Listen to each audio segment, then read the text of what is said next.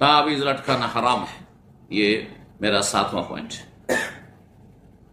तावीज लटकाने से कोई फायदा नहीं होता है, बल्कि दीन दुनिया का नुकसान है। मन ताल्लक़ तमीमतन, जो तावीज लटकाता है, चाहे जिस्म में हो, घर में हो, दरख्त पर हो, गाड़ी पर हो, बीवी बच्चे के जिस्म पर हो, तो फ़क़द अशरका, उसने शिर्क किया। नबी सल्लल्लाहु अलैहि वसल्लम ने फरमाया, हदीस सही हदीस, मुस्नद अहमद वगैरह में। 8 নম্বর পয়েंट হচ্ছে তাগা বা বালা এসব ব্যবহার করা। কিসের জন্য? আত্মরক্ষার জন্য। অনেকে একটা সুতা পরে আছে, কালো সুতা পরে আছে, বা একটা বালা পরে আছে। কি জন্য ভাই? এটা বলছে যে বিপদ আপদ থেকে রক্ষার জন্য। হ্যাঁ, বিপদ আপদ থেকে রক্ষার জন্য। এই বালাতে আপনার বিপদ আপদ থেকে রক্ষা করবে না রব রক্ষা করবে? আম্মাই ইউজিবুল মুত্তার, নিরুপায় মানুষ যে অসহায়, তার ডাকে কে সাড়া দেয়? আল্লাহ। ওয়াকশিফুস সু, এই ওয়ালা মুসিবত তিনি আল্লাহ দূর করেন একমাত্র, কোন শক্তি দূর করতে পারে না। ইয়ামসাসকাল্লাহু বিদুররিন ফালা কাশিফা লাহু ইল্লা হু, আল্লাহ যদি তোমাকে অনিষ্ট দ্বারা স্পর্শ করেন তো ফালা কাশিফা লাহু, সেটা কেউ দূর করতে পারে না। তাবিজ নাই, তাগাতেও নাই, সুতাতেও না, আর বালাতেও নাই, কোনো কিছুতে নাই, আর দরগাতে না, দুর্গাতেও না, ইল্লা হু, তিনি ছাড়া কেউ সেটা দূর করতে পারে না। রবের কাছে চাইতে হবে। ইব্রাহিম আলাইহিস সালাম বলছেন কোরআনের ভাষায়, দলিলের সাথে বলছি, ওয়াইজা মারিদতু ফাহুয়া ইয়াশফিন, আমি অসুস্থ হইলে ফাহুয়া, তিনি আমাকে শেফা দান। কে? রব।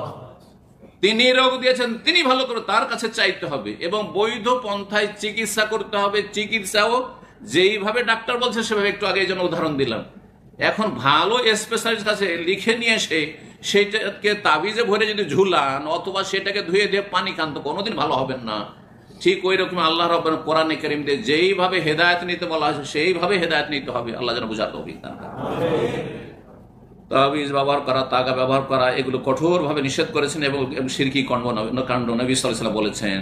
এক সাহাবীর গায়ে এরকম বালা ছিল, নতুন মুসলমান, বুঝেন না, তো নবী সাল্লাল্লাহু আলাইহি ওয়াসাল্লাম বলছেন কিসের জন্য? বলছেন মিনাল ওয়াহিনা, আমার রোগের জন্য, আত্মরক্ষার জন্য, বালা মুসিবত থেকে দূর রাখার জন্য, নিজেকে রক্ষা করার জন্য।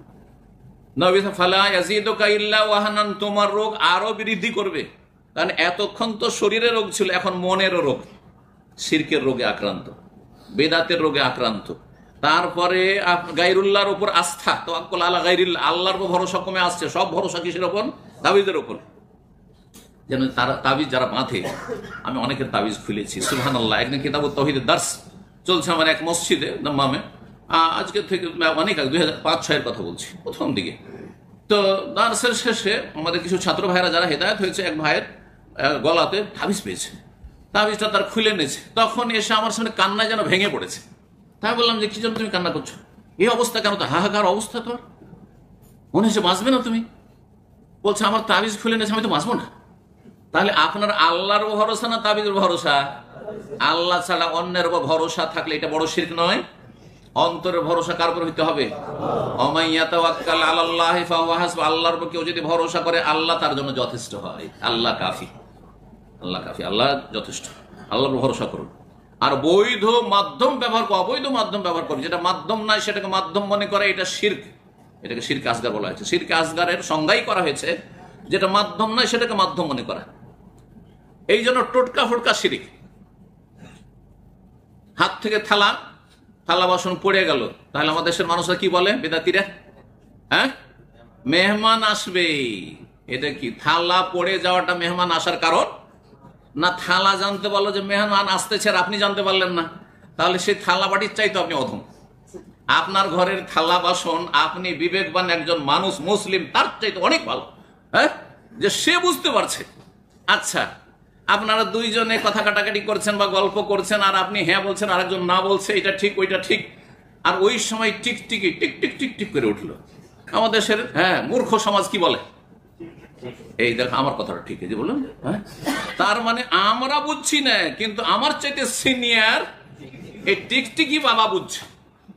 বাবার পূজা এখন শুধু জিলানি চিস্তি বাবা থাকলো না, শাহজালাল বাবা, শাহপুরান বাবা থাকলো না, টিকটিকিও বাবা।